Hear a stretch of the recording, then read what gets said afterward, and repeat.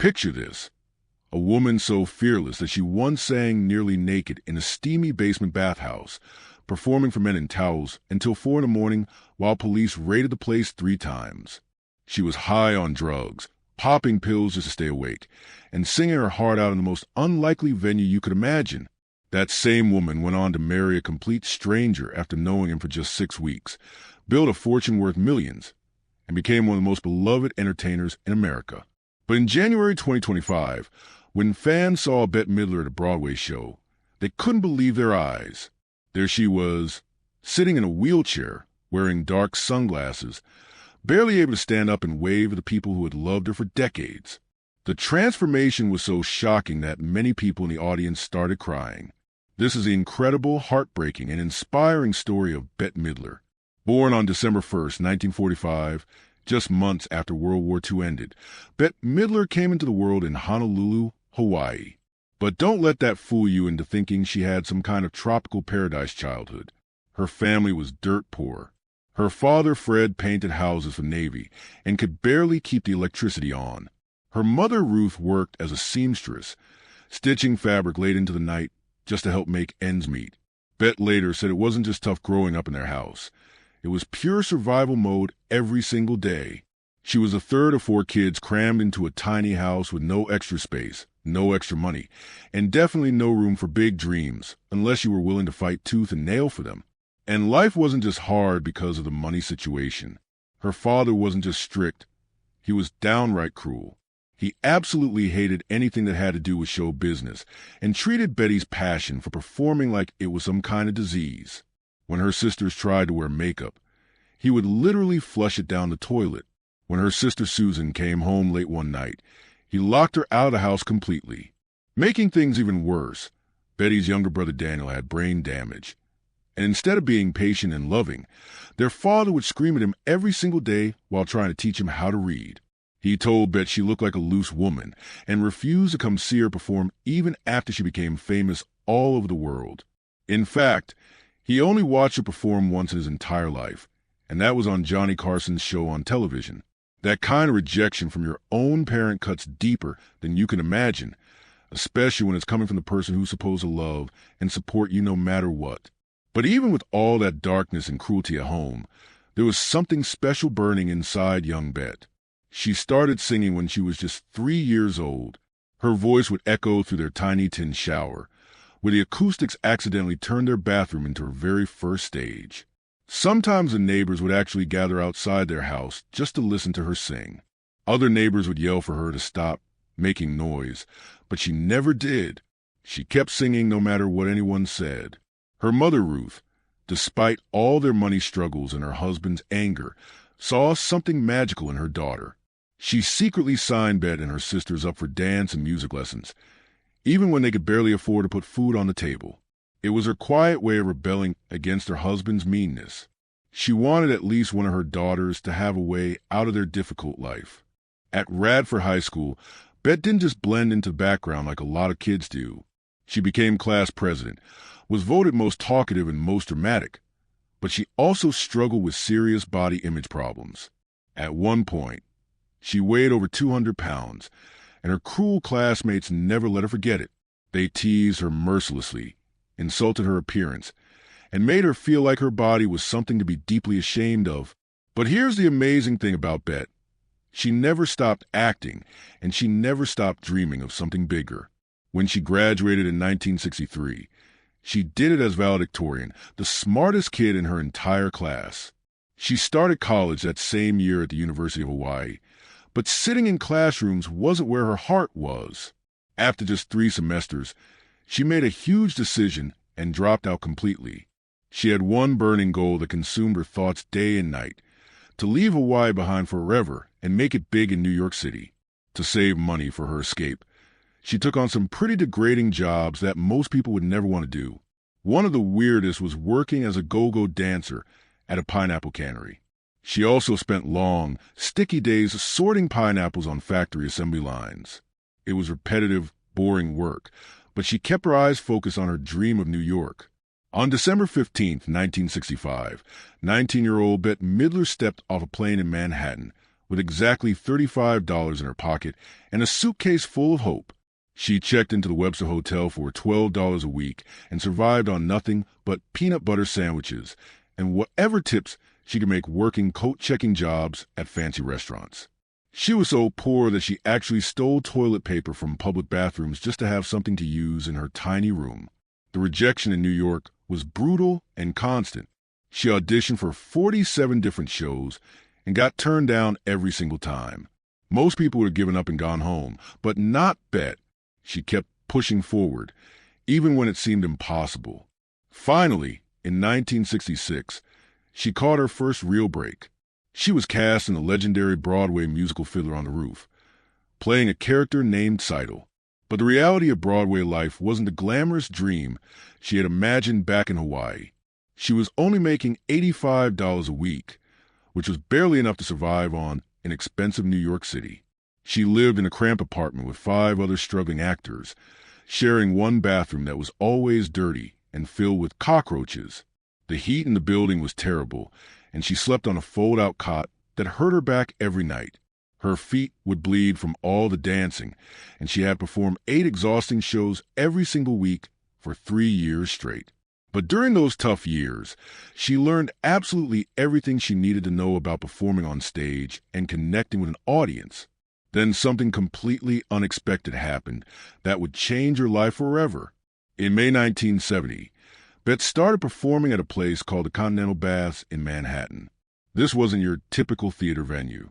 It was actually a gay bathhouse hidden away in the basement of a hotel, where she wore nothing but a towel and high heels while singing to men who were relaxing in steamy rooms. The air was thick with humidity. The lights were dim and mysterious, and literally anything could happen at any moment. Her piano player was a young guy named Barry Manilow, who made $35 per show, while Bette made $50, sometimes more when people threw tips at her. She would perform there until 4 o'clock in the morning, even after doing full Broadway shows earlier in the evening. The police actually raided the place 3 different times, but she kept right on performing like nothing had happened. She later said that performing at the Continental Baths was like her graduate school for entertainment. During those wild years, drugs were everywhere, and Bette definitely experimented with them. Between 1967 and 1969, she took LSD at least 15 times. She would smoke marijuana before shows to calm her nerves, but sometimes it would make her so paranoid that she couldn't even go on stage. Once she actually performed while still tripping from acid she had taken the night before, watching the entire stage melt and twist around her like something from a scary movie. She also took amphetamines, which are basically speed pills, just to stay awake for all her late-night performances. But after one absolutely terrifying acid trip in 1970, where she thought she was completely losing her mind, she quit all drugs cold turkey and never touched them again. In 1969, she got what should have been an amazing opportunity. She was cast in her first movie role in a big Hollywood film called Hawaii, starring the famous Julie Andrews. This should have been her big break into the movie business, but instead it turned into a complete disaster. On her very first day of filming, she forgot her lines 5 different times. The director was so angry that he yelled at her in front of everyone and called her a complete amateur. She was fired the very next day, and all her scenes had to be reshot with a different actress. She still got credit in the movie, but the experience was so humiliating that it almost ended her movie career before it even started. But then 1972 came along and changed everything. Her first album, called The Divine Miss M, absolutely exploded onto the music scene. It sold over 1 million copies, which was huge back then. She won a Grammy Award in 1973 for Best New Artist, and songs like Do You Want Dance and Friends made her a genuine star. The famous Patty Andrews, who had sung the original version of Boogie Woogie Bugle Boy during World War II, actually thought Bette's version was the original when she heard it on the radio. That album, which she made with Barry Manilow, changed her entire life overnight. Back at the Continental Baths, she had become a legend. One night in 1971, she ended the show by flashing the crowd with nothing on but a towel, and the place went absolutely wild. Celebrities started packing the venue just to see what this crazy, talented woman would do next. Atlantic Records, one of the biggest music companies in the world, took notice and offered her a recording contract. But Bette was smart about it. She knew the music industry loved to take advantage of new artists, so she fought hard to get a fair deal. The song Friends wasn't just a hit for Bette, it meant something deeply personal to her. Her friend Buzzy Linhart had sung it to her during one of the loneliest, most broken moments of her life, and she decided to make it her anthem. It became her way of telling her audience, especially the gay men who filled those bathhouses every night, that she saw them, understood them, and that they weren't alone in the world. In 1973, she launched her first major tour called Clams on a Half-Shell Review. It was dazzling, exhausting, and completely chaotic all at the same time. Her backup singers kept changing because the tour was so demanding. Barry Manilow actually delayed starting his own solo career just so he could finish the tour with her. They played in tiny venues that couldn't even fit all their equipment and stage sets properly. But Bette gave absolutely everything she had until the final show on December 23rd. That same year, her cover John Prine song, Hello in There, really shook people up. It was about old people who had been forgotten by the world, and Bette sang it with so much pain and emotion in her voice that it made people cry. By then, she was having serious problems with her own family. Her father barely spoke to her anymore, and all her success came with a heavy dose of loneliness. The song's line about waiting for someone to say, hello in there, wasn't just about strangers on the street. It was about her own life and how isolated she felt despite being famous. Bette Midler stepped into the world of movies in 1979 with performance that hit audiences like lightning. She had never been in a real film before, not even once. But in The Rose, she gave something so raw and powerful that it stunned both audiences and critics who couldn't believe what they were seeing. The movie was loosely based on the tragic life of rock star Janis Joplin, and Bette didn't just act like someone playing a tragic singer. She became her completely. The director Mark Rydell said her talent felt like an open wound, and he didn't want to perform scenes like an actress. He wanted her to actually relive them as if they were really happening. The concert scenes were filmed live in front of her real fans, which created this weird situation where she had to pretend to be a fictional singer while her actual fans had to pretend they didn't know who she really was. That kind of mental twist made it one of the most emotionally brutal performances ever captured on film. There was one scene in particular where her character Rose is drunk, completely broken, and sitting alone at her old high school, calling her parents one last time before she dies. When people watched that scene, they didn't just see acting. They saw what looked like a real person having a complete emotional breakdown. The pain felt so real that it looked more like a cry for help than a scene from a movie. But while everyone was praising her amazing performance, the pressure behind the scenes was building to dangerous levels. In 1980, she released Divine Madness, which was a concert film designed to capture the wild energy of her live shows. But things didn't go as planned at all. The original recordings had so many technical problems that they had to redo most of the sound in a recording studio later. Her voice was completely strained from overwork, and her body was exhausted from performing nonstop for years. The film had to be stitched together from fragments and pieces, but somehow it still worked and captured the chaos and fire that made her shows so special. Then came 1982 and a movie disaster called Jinx. The title turned out to be prophetic because everything that could go wrong did go wrong. The production was a complete nightmare from start to finish. The movie cost over $13 million to make, but only made back about $2.8 million, which was a catastrophic loss. The tension between Bette and her co-star Ken Wall became so bad that it was reported in newspapers everywhere. Wall actually told reporters that he hated having to kiss her in their scenes together. The director Don Siegel, who had made the famous Dirty Harry movies, said he would rather starve on the street than go through something like that again. The fights weren't hidden behind closed doors. They were constant and visible to everyone on set. Siegel even had a heart attack during production, and another director had to quietly step in to finish parts of the film. By the time it was over, Siegel's career was basically finished. The screenwriter was so embarrassed that he took his name off the project completely. It was a total implosion, and Bette's movie career almost went down with the sinking ship. But then 1986 arrived with a completely different kind of story. In Down and Out in Beverly Hills, She played a rich, uptight housewife who was slowly unraveling inside her perfect life. The film became incredibly popular, and Bette proved that she could make people laugh just as hard as she could make them cry. Her character was funny, desperate, controlling, and eventually liberated, and something about that transformation from suffocating control to shaky freedom really connected with audiences everywhere. In 1983, she had taken a big gamble with her music by releasing an album called No Frills.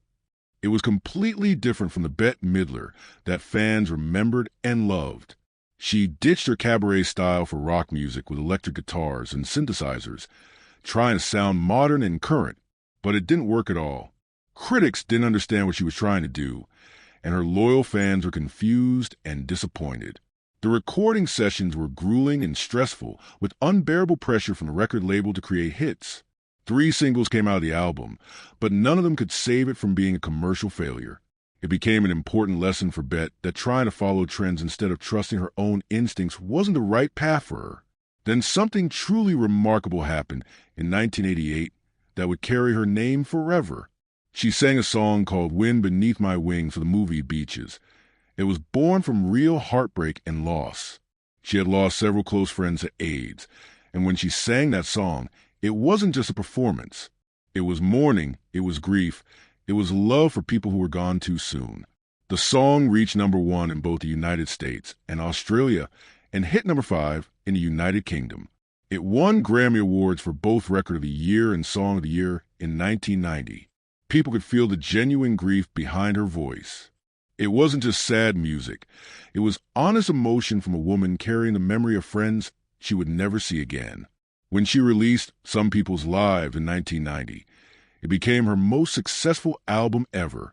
But once again, behind all the commercial success was personal pain that most people never knew about. She had suffered a heartbreaking miscarriage during the making of that album, and the loss ran through every single note. The song From a Distance became the anchor of the album, a hopeful song with a deeply sad undercurrent that only she truly understood. It won another Grammy Award, and the album went double platinum, selling over 2 million copies in the United States alone and millions more around the world. But for Bette, it was forever tied to the dream of a child she never got to hold in her arms. In 1993, she launched a massive tour called Experience the Divine that earned $20 million and was pure spectacle from beginning to end. There were elaborate costumes, incredible lights, mermaid tales, humor, music, and controlled madness. But in Las Vegas, the dream cracked in a terrifying way. A piece of the set collapsed during setup, injuring several crew members and forcing them to cancel that night's show completely. It was a brutal reminder that even the most amazing spectacles come with real costs and real dangers. Safety protocols had to be completely overhauled, but the show kept going because it had to. In 1995, everything changed again when her beloved mother died of cancer. Bette released Bed of Roses that year, a softer and more emotional album that was touched by country music influences.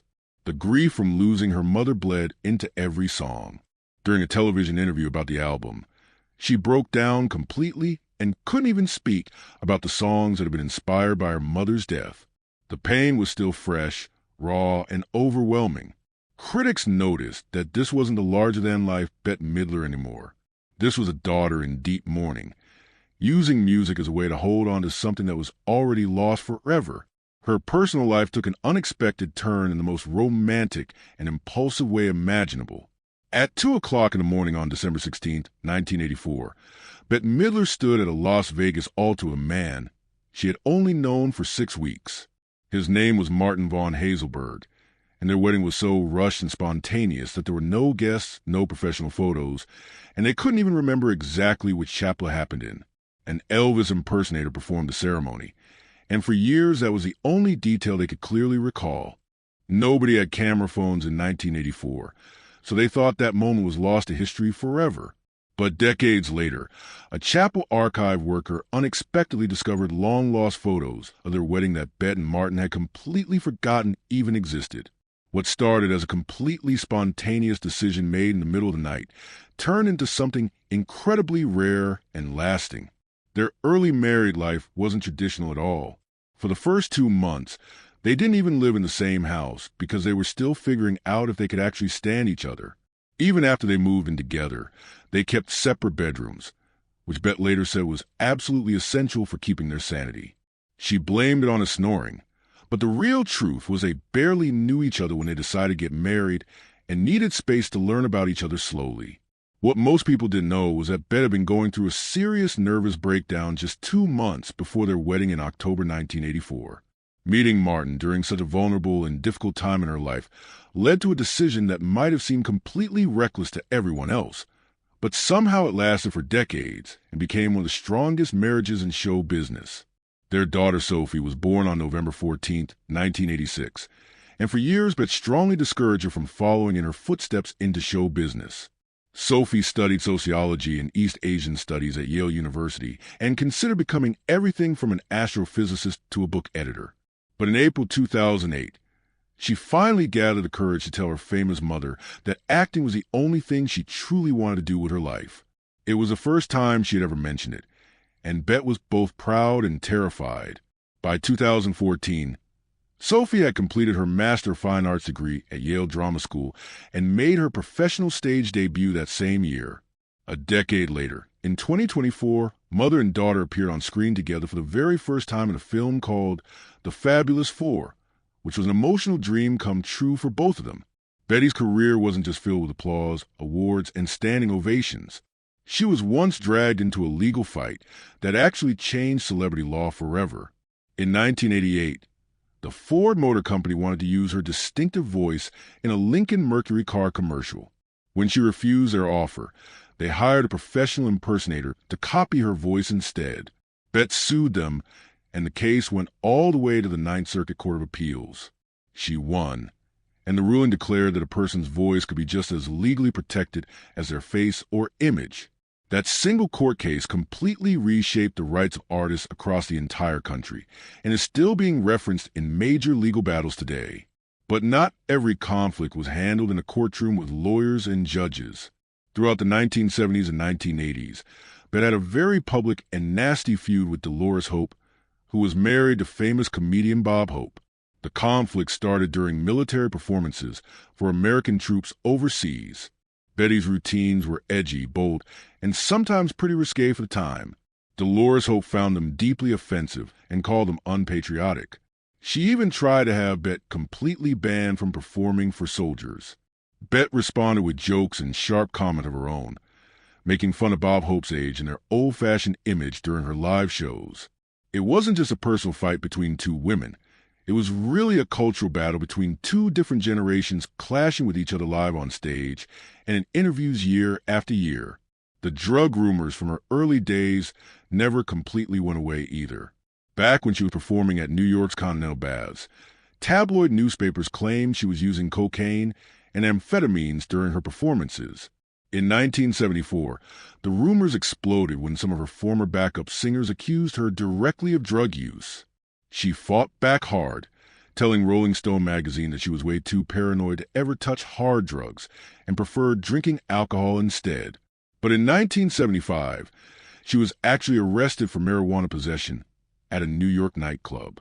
The charges were eventually dropped, but the scandal almost cost her a recording contract with Atlantic Records. From that moment on, she very carefully crafted a much cleaner public image, knowing that one wrong move could destroy everything she had worked so hard to build. Years later, controversy came from a completely different source. Between 2017 and 2020, Bette's Twitter account became a constant source of backlash and anger from fans and critics. In October 2017, she tweeted about Harvey Weinstein, claiming she had known about his terrible behavior for years. Many people interpreted that as victim blaming, and the backlash was immediate and harsh. In 2018, she posted a photo of herself wearing a Native American headdress, which was considered deeply disrespectful, and she had to issue a public apology. In 2019, she made some comments about transgender rights that ignited outrage even among her longtime LGBTQ supporters who had loved her for decades. Some fans actually called for boycotts of her shows and movies. The damage wasn't just online arguments. It affected her career in real ways, proving how one careless tweet could undo decades of goodwill and support. By 2022, she returned to the role that had made her iconic with a whole new generation, playing Winifred Sanderson in Hocus Pocus 2. But this time, audiences never saw what was really happening behind the scenes. The elaborate costumes weighed more than 15 pounds each. She was 76 years old and suffering from excruciating pain due to chronic back problems that had gotten worse over the years. Every single dance scene, every moment of physical comedy, every spell-casting gesture was absolute agony for her to perform. She needed prescription painkillers just to get through each day of filming. She required daily physical therapy sessions to keep her body moving. But incredibly, she never missed a single day on the movie set. She told the crew that she would rather die in costume than disappoint the fans who had been waiting for the sequel. And knowing Bette, she probably meant every word of it.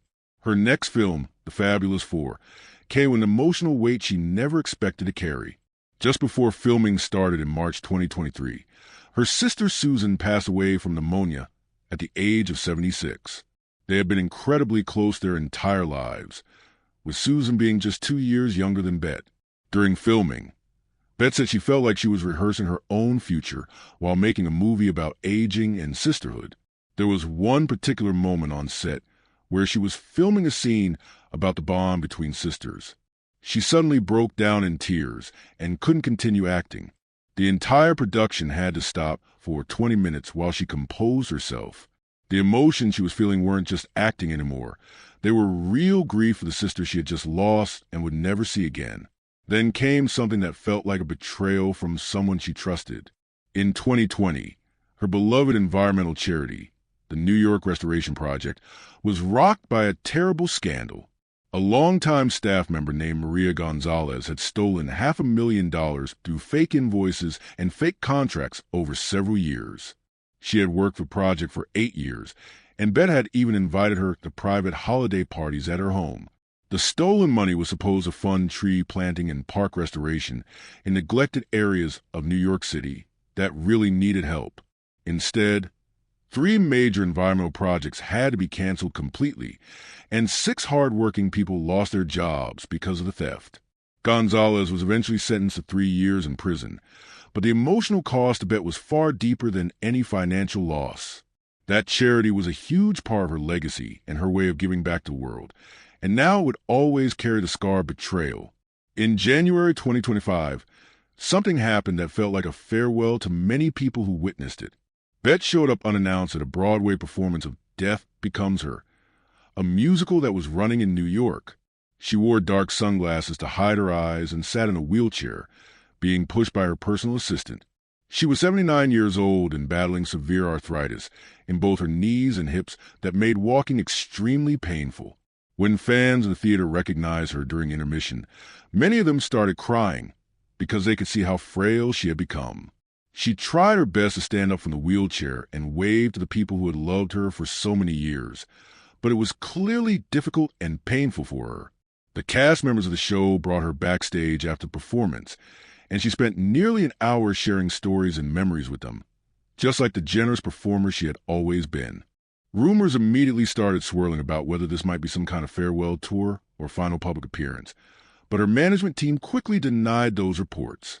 However, it was obvious to everyone who saw her that she was no longer the unstoppable force who had commanded the stage in Hello, Dolly just a few years earlier.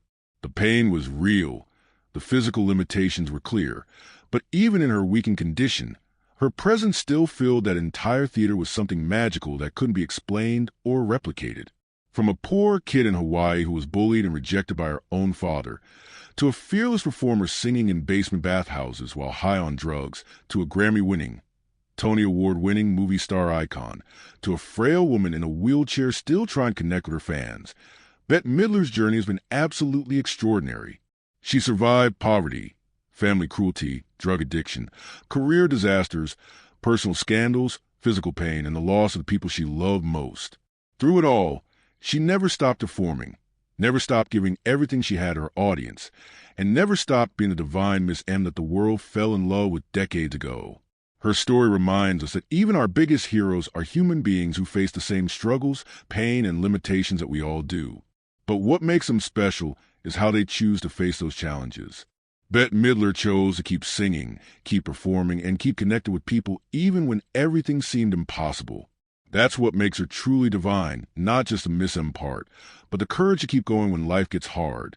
If this incredible story of resilience, talent, and determination touched your heart, please hit that like button to show your support. Share this video with someone who needs to hear about the power of never giving up on your dreams, no matter what obstacles life throws at you. And don't forget to subscribe to our channel for more amazing stories about the people who shaped our world through their courage, creativity, and refusal to quit. Bette Midler's journey isn't over yet, and neither are the stories we have to tell.